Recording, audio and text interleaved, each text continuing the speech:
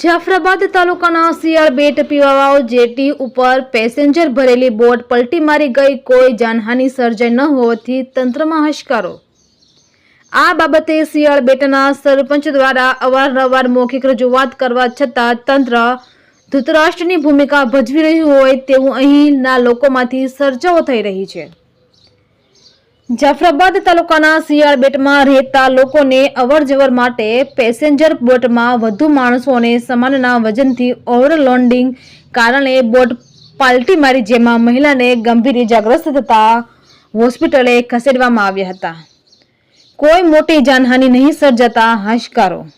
આ પેસેન્જર બોટમાં વધુ પૈસા કમાવા માટે બોટમાં વધુ લોકો તથા માલ સામાન ભરી લોકોના અનમોલ માનવ જિંદગી જોખમાય તેવી રીતે ઓવરલોડિંગ પેસેન્જર ભરવામાં આવતા હોય તેવી મૌખિક રજૂઆત લાગતા વળગતા ખાતાઓમાં શિયાળ બેટના સરપંચ દ્વારા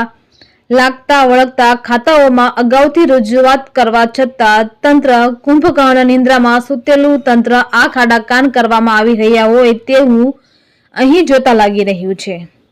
શું કોઈ મોટી દુર્ઘટના ઘટે તેની રાહ જોઈ રહ્યું છે તંત્ર?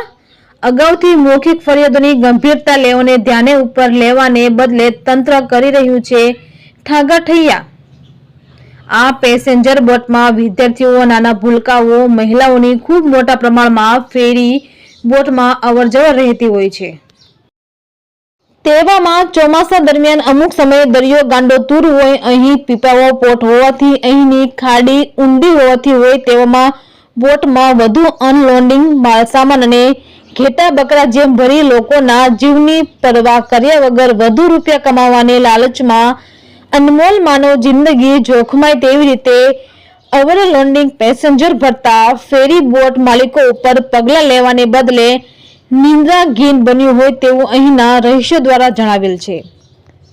અવારનવાર રજૂઆતો છતાં તંત્રના પેટનું પાણી પણ હલતું નથી। શું કોઈ મોટી આફત નોતરે તેની રાહ જોઈ રહ્યું છે તંત્ર?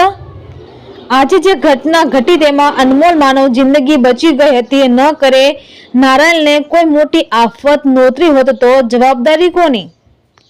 શું આ બાબતે તંત્ર કુંભકર્ણ નિંદ્રામાં જાગી તાત્કાલિક ધોરણે આવી ઘેટા બકરા જેમ ભરી ચલાવતા બોટ માલિકો ઉપર પગલાં લેવામાં આવશે કે પછી હોતા હે ચલતા હે તેવું અપનાવવામાં આવશે?